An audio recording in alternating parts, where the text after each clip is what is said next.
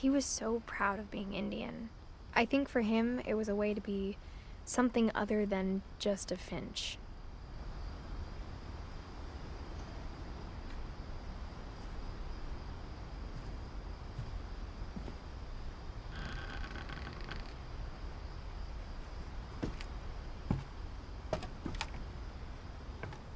On the way back from Lewis's funeral, my mom told me to start packing.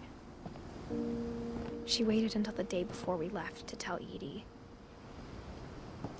I'm not sure if she wanted to make it easier or harder.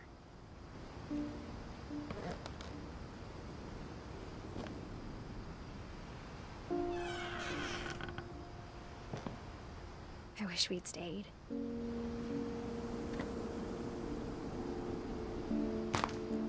But I understand why we left.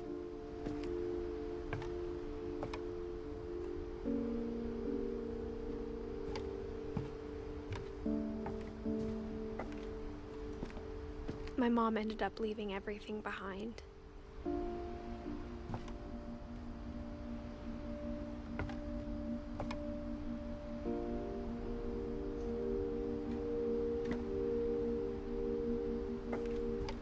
What happened that night had been coming for a long time.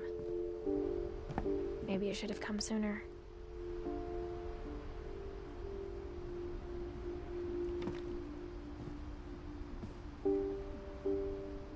But it had to end one way or another.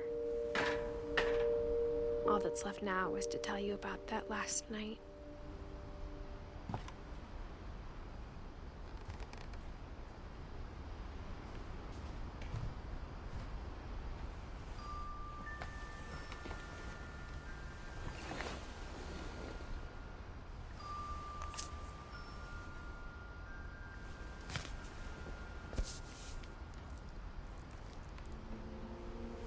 That whole last day, Edie just watched us pack and didn't say a word. Until supper, when she raised her glass and said, "To our final night together, and all our final nights apart." Grandma, you know what I said about alcohol. Some of your medications are very Edith, specific. I left a present for you in the hallway. Why don't you go open it? The grown-ups have to argue now. I'm sorry, you're right. We're all leaving tomorrow. Let's just enjoy our last... I'm not leaving. Edith, you're excused.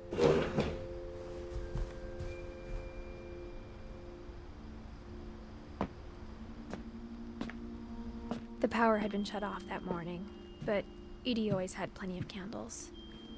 When my mom sealed the library, I don't think she knew about the other entrance, or that Edie had a key to it.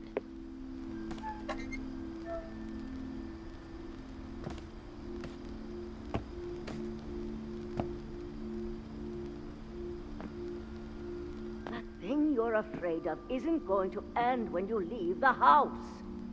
Edith has a right to know these stories. My children are dead because of your stories. I think it's best if Edith and I leave tonight.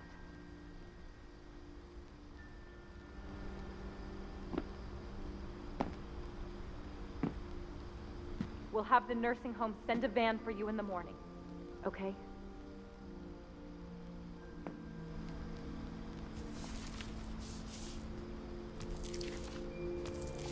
Dear Edith, there's so many stories I wish I could tell you, but there's only time for one. This is about what happened on the night you were born. That night, the tide went way, way out. It was the first and last time I ever saw the old house aground. There'd been an earthquake out in the middle of the ocean. They called it the lowest tide in 1,000 years. God, it smelled awful. You know, I've seen that house every day of my life. But I never thought I'd go back to it. When the fog rolled in, I lost my way.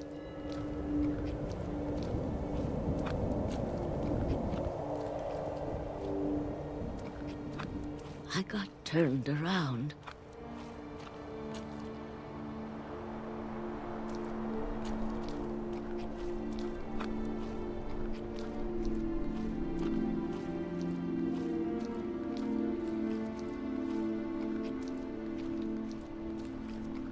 I started seeing things.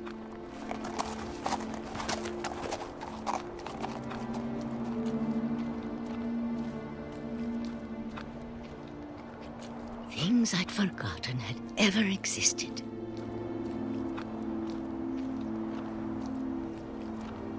But when I saw them, they felt like old friends. That night, a lot of things came back to me. Or maybe I came back to them.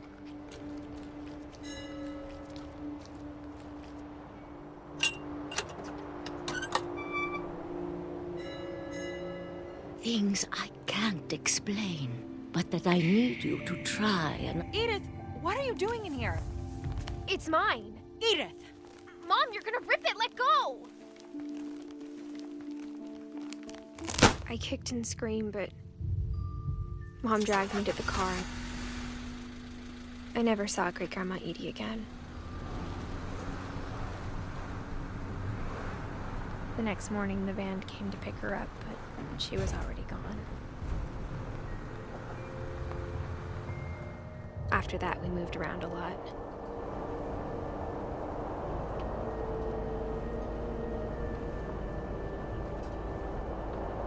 We both tried to make the best of it.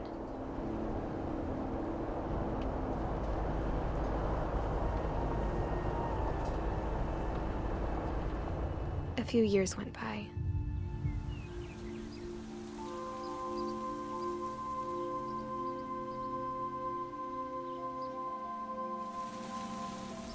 My mom didn't like to talk about it. But she started getting sick a lot. The rest happened pretty quickly.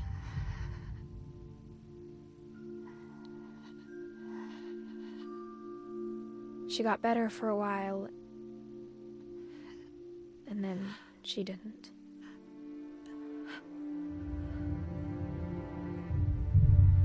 And then I was alone. The last Finch left alive.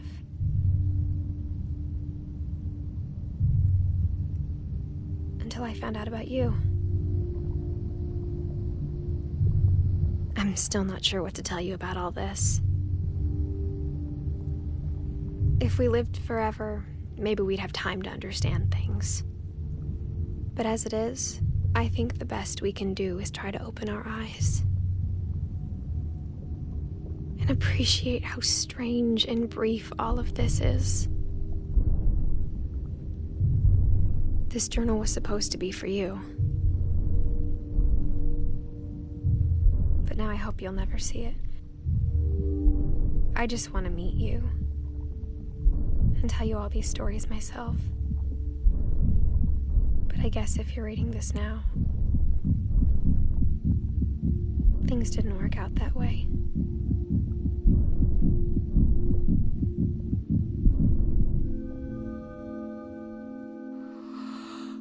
This is where your story begins. I'm sorry I won't be there to see it. It's a lot to ask, but I don't want you to be sad that I'm gone. I want you to be amazed that any of us ever had a chance to be here at all. Good luck.